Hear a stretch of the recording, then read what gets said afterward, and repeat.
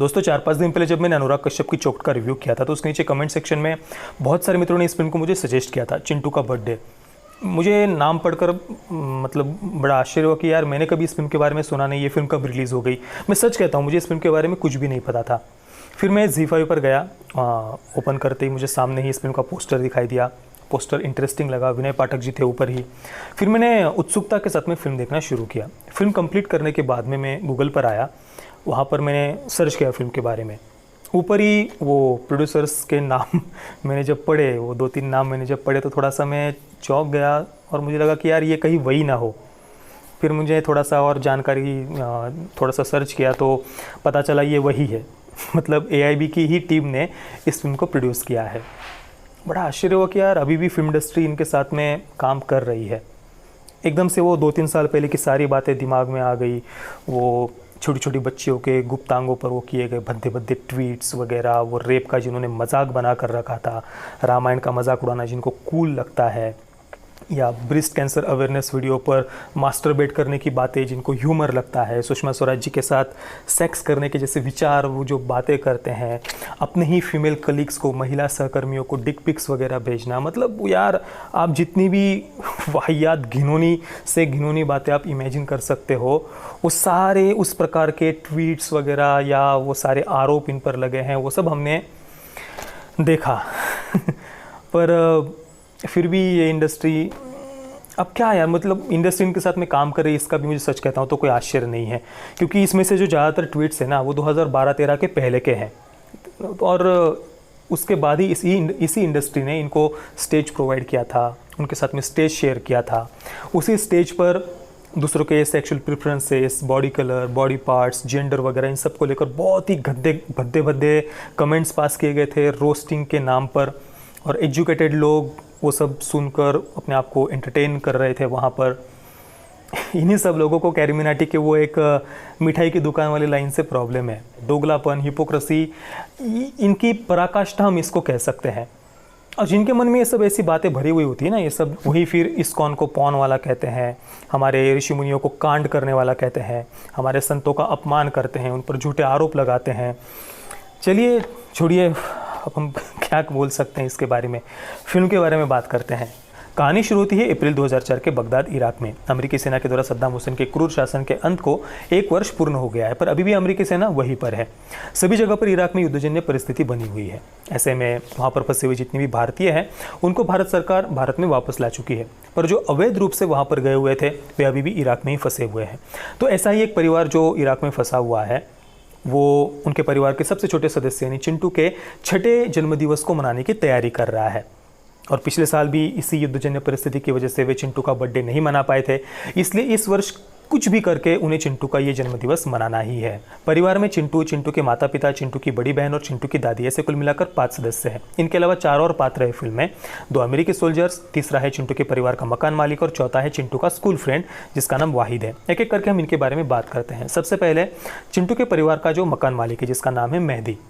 मेहदी सद्दाम और अमेरिका दोनों से नफरत करता है और अमेरिका से थोड़ा सा वो ज़्यादा करता है। जेल में उस पर बहुत अत्याचार हुए थे, उसे बहुत प्रताड़ित किया गया था, इसलिए अभी भी वो सदमे में है और अंधेरी और चूहों वाली जगह पर जाने से वो डरता है। हालांकि सद्दाम से वो क्यों इतना चिढ़ता है इसका कोई प्रॉपर रीज़न वगैरह तो उन्होंने नहीं दिया है, पर सद्दाम के द्वारा वहाँ पर शिया मुस्लिम्स पर बहुत अत्याचार होता था, तो ये कारण उसके पीछे हो सकता है। आगे फिल्म में सद्दाम के द्वारा जो शिया मुस्लिम्स की हत्या की गई थी उसका भी उल्लेख किया गया है। इसके बाद हम बात करते हैं चिंटू की बड़ी बहन के बारे में। ये पात्र मुझे फिल्म में बहुत पसंद आया और फिल्म की शुरुआत में ये कैरेक्टर हमारा दिल जीत लेता है, वो भी उसकी फिल्म में एंट्री होने से भी पहले।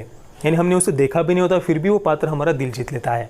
क्योंकि देखिए, चिंटू की बड़ी बहन अपने छोटे भाई के लिए जन्मदिवस पर एक पत्र छोड़कर गई होती है घर पर, और दादी जब वो पत्र चिंटू को पढ़कर सुनाती है ना, उस सीन में सच में हमारा हृदय गदगद हो जाता है। मम्मी पापा को परेशान मत करना, बार बार केक के लिए तंग मत करना, बार बार जाकर तुम फ्रिज मत खोल कर देखना, या अगर कोई तुम्हें गिफ्ट दे तो लालच में आकर उस गिफ्ट को तुरंत तुम खोलना मत। ये सारी जो बातें जिस प्रकार से एक बड़ी बहन अपने, मतलब इन बातों से हमें पता चलता है कि एक बहन अपने छोटे भाई की कितनी चिंता करती है, किस प्रकार से उसे संस्कार देने की वो कोशिश करती है, उससे कुछ गलती ना हो जाए, उसे किसी की डांट ना पड़े, इसलिए वो खुद उसके साथ में कठोरता से व्यवहार करती है, उसे डांटती है, टोकती है। इन सारी बातों की वजह से ना वो पात्र हमारे एक हृदय में जगह बना देता है। वो सीन सच में हमें इमोशनल कर देता है। और उस सीन के समय आप चिंटू के चेहरे के भाव देखना, बहुत ही मासूमियत से और बहुत ही सीरियस होकर वो अपनी बड़ी बहन की इन बातों को सुन रहा होता है। चिंटू यानी वेदांत छिब्बर जो चाइल्ड एक्टर है, उसके चेहरे की जो मासूमियत है उसे डायरेक्टर ने बहुत बढ़िया से फिल्म में उपयोग किया है। चिंटू की दादी की हम बात करें तो वो चिंटू से तो बहुत प्रेम करती है, पर अपने बेटे से यानी चिंटू के पापा से वो बहुत नाराज़ है, क्योंकि चिंटू के पापा इन सबको अवैध पासपोर्ट पर इराक लेकर गए थे और अब ये पूरा का पूरा परिवार वहाँ जाकर फंस गया है। तो अब यहाँ से निकलेंगे कैसे, क्या होगा क्या नहीं होगा, इन सब बातों की वजह से चिंटू की दादी बहुत ज़्यादा परेशान है। इसके बाद हम बात करते हैं चिंटू के स्कूल फ्रेंड वाहिद के बारे में। देखिए, वाहिद में बचकानापन बहुत ज़्यादा है, यानी चिंटू भी बच्चा ही है, पर उसके माता पिता के संस्कारों की वजह से कब क्या बोलना है, क्या नहीं बोलना है, क्या करना है, क्या नहीं करना है, इन बातों का चिंटू विचार करता है। पर बिल्कुल इसी के अपोजिट कैरेक्टर है वाहिद का। उसमें बचकानापन बहुत ज़्यादा है, मनमौजी है, मुँहफट है, बचपन की नादानी उसमें इतनी ज़्यादा है कि वो बचकानेपन में ही सद्दाम हुसैन की मूर्ति का टूटा हुआ हाथ चिंटू को गिफ्ट में दे देता है। इतना ही नहीं, जिहादी और आतंकवादी बनने की ट्रेनिंग की जो सीरीज़ होती है, सुसाइड बॉम्बर बनने की ट्रेनिंग की जो सीरीज़ होती है, वो सब सीरीज़ वो चिंटू को गिफ्ट में देता है। और इन सब बातों को वाहिद के बचपन की नादानियों के रूप में फिल्म में दिखाया है। और अब हम बात करते हैं चिंटू के पापा के बारे में, यानी विनय पाठक जी के बारे में। देखिए, चिंटू की बड़ी बहन और चिंटू के पापा, ये दोनों ही पात्र फिल्म में मुझे बहुत पसंद आए। और विनय पाठक जी के परफॉर्मेंस के बारे में तो कुछ कहने की आवश्यकता ही नहीं है, वे किसी भी पात्र में जान डाल लेते हैं। और यहाँ पर तो उनके परफॉर्मेंस के साथ में ही इस पात्र को भी बहुत बढ़िया से लिखा गया है।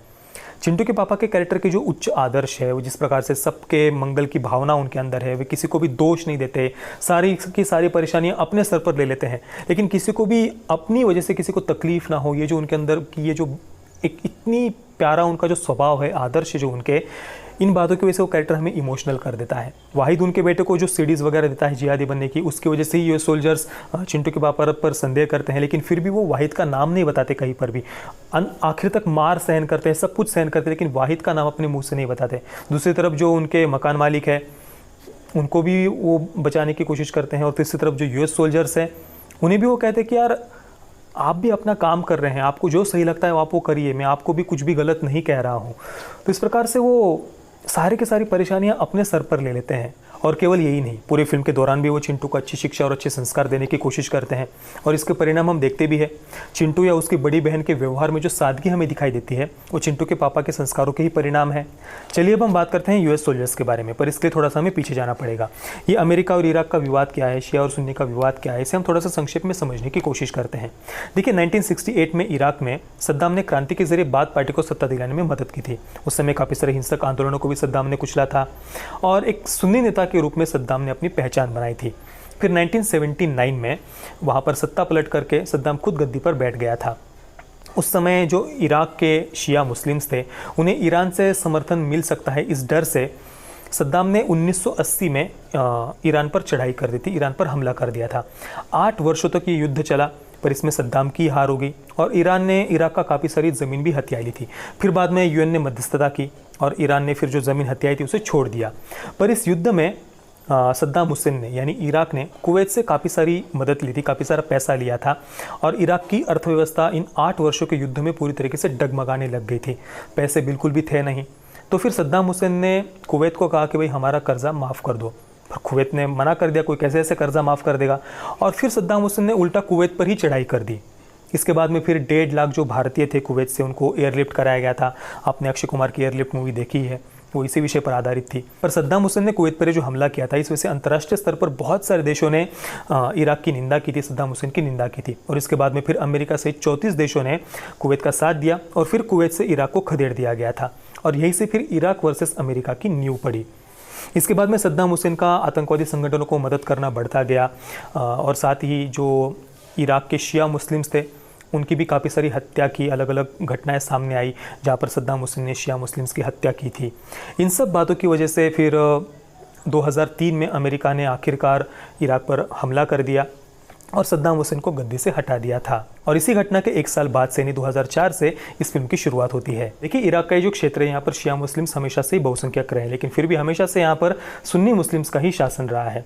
सबसे पहले 500 वर्षों तक खिलाफत अब्बासिया का वहाँ पर शासन रहा, उसके बाद में ऑटोमन एम्पायर, उसके बाद में फिर वर्ल्ड वॉर 1 के समय जब ब्रिटिशों ने वहाँ की जिम्मेदारी ली, तो ब्रिटिशों ने भी वहाँ सुन्नी मुस्लिम शासक को ही गद्दी पर बिठाया था। और उसके बाद में फिर सद्दाम हुसैन का शासन वगैरह वो सब तो हमने देखा ही।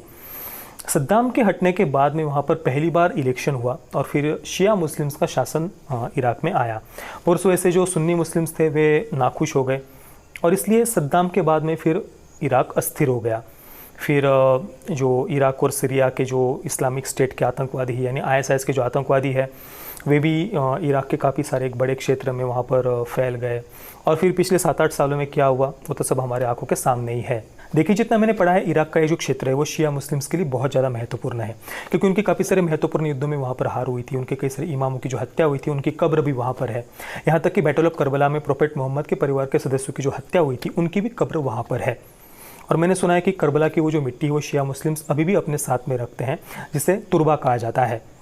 और ये जो पूरा शिया और सुन्नी मुस्लिम्स का विवाद है वो उत्तराधिकारी को लेकर है। इस बारे में आप पूरा गूगल और विकिपीडिया पर पढ़ सकते हैं। अब फिल्म में जो अमेरिका के 2 सोल्जर्स दिखाए हैं उनमें से एक का नाम लुइस है, ये ब्लैक कैरेक्टर है और उसे 1 साल वहाँ पर हो गया है, 2003 से वो इराक में ही है, इसलिए उसका स्वभाव थोड़ा शांत है, वो काफ़ी समझदार है। पर दूसरा जो पात्र है वो नया नया वहाँ पर गया हुआ है जिसका नाम रीड है, ये वाइट कैरेक्टर है और वो काफ़ी गुस्सैल है। उसने अपने जो मित्रों के गले काटने वाले वीडियोस वगैरह देखे हुए हैं, आतंकवादियों के द्वारा जो गले काटे गए थे, इन सब बातों की वजह से उसके अंदर एक बहुत गुस्सा है। एक सीन में वो ये सब बोल कर भी दिखाता है।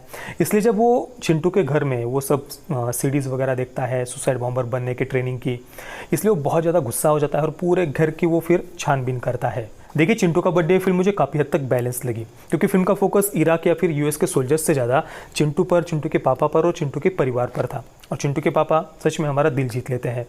इसके अलावा कहानी को प्रेजेंट करने का जो तरीका है वो भी बहुत ज़्यादा सुंदर था। फिल्म की शुरुआत में जो एक एनिमेशन उन्होंने दिखाया है उसके ज़रिए जो इराक की पूरी कहानी उन्होंने शुरुआत में हमें बताई है वो मुझे बहुत पसंद आया। एनिमेशन पूरी की पूरी कहानी उन्होंने एक कमरे में ही शूट की लेकिन फिर भी फिल्म बहुत रिच लगती है। और फिल्म का जो बैकग्राउंड है एक युद्धजन्य परिस्थिति पर फिल्म को उन्होंने बेस्ड रखा है, लेकिन फिर भी फिल्म की जो मासूमियत है वो एंडिंग तक उन्होंने कंटिन्यू रखी है, बरकरार रखी है। मैं चिंटू का बर्थडे को दूंगा 9 out of 10 stars. Parental guidance की हम बात करें तो फिल्म में सेक्स, न्यूडिटी, गालियाँ, ड्रग्स वगैरह कुछ भी नहीं है। हाँ, थोड़ा सा वायलेंस है। जो US के सोल्जर्स है वो कुछ सीन्स में हमें काफ़ी गुस्से में नज़र आते हैं। चिंटू के पापा को भी वो पैरों से वगैरह लात घुसों से मारते हैं। जो मकान मालिक का कैरेक्टर है उसे भी US के सोल्जर्स काफ़ी मारते हैं। तो ये कुछ सीन्स बच्चों की दृष्टि से थोड़े से वायलेंट हो सकते हैं, लेकिन इतना बच्चे देख सकते हैं। मतलब इससे भी काफ़ी सारी हिंसक चीज़ें आजकल TV पर फिल्मों में हम देखते ही है, तो उस हिसाब से आप पूरे परिवार के साथ में इस फिल्म को देख सकते हैं। अगर आपने ये फिल्म देखी तो आपको ये फिल्म कैसी लगी मुझे आप नीचे कमेंट में ज़रूर बताइए। जय श्री राम, वंदे मातरम।